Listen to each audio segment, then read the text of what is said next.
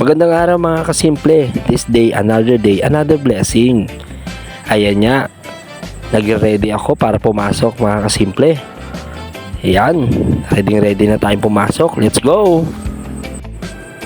Pormadong nga mga kasimple, no? Okay na okay. Ayan, okay. So let's go mga kasimple. Samahan nyo akong pumasok sa araw na ito. Tara!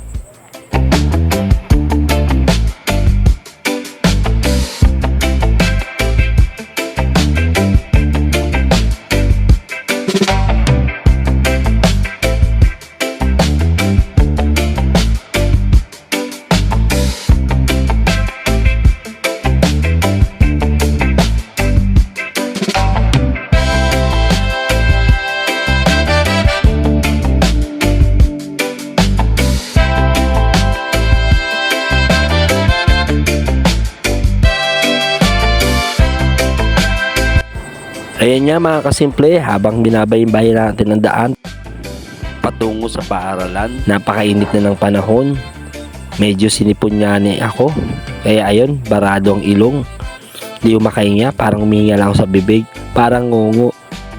Ang hirap talaga basta barado ang ilong, laki-laki na nga ng ilong ko, barado pa. Yan mga kasimple, malapit na kami sa school, maya-maya nga bumaba na kami at narito na kami. Okay, pahinga muna tayo, masyadong mainit dito, mapresko.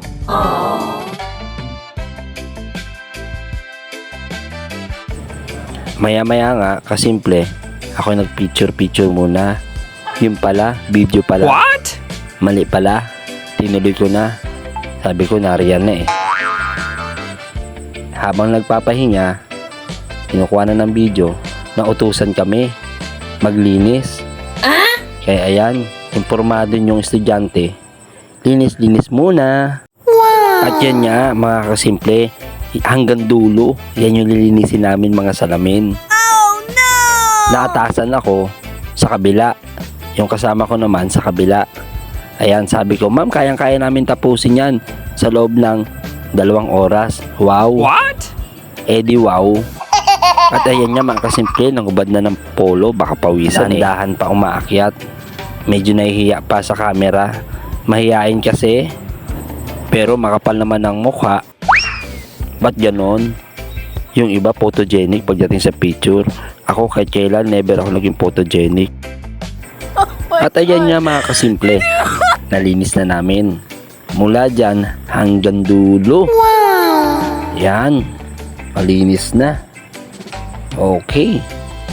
So matapos namin linisin yan mga kasimple, nagpahinga muna kami. Okay.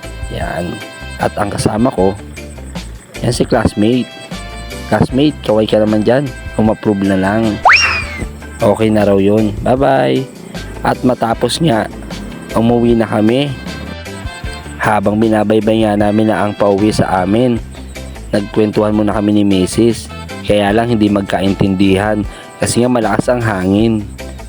So ayan, ang usapan kasi pupunta daw mga classmate namin. Yan pala, andito na sila, mga taga Socorro yan. Gusto din nila matikman ang special lomi. Habang inaantay nila ang lomi, niluluto na ni Mrs.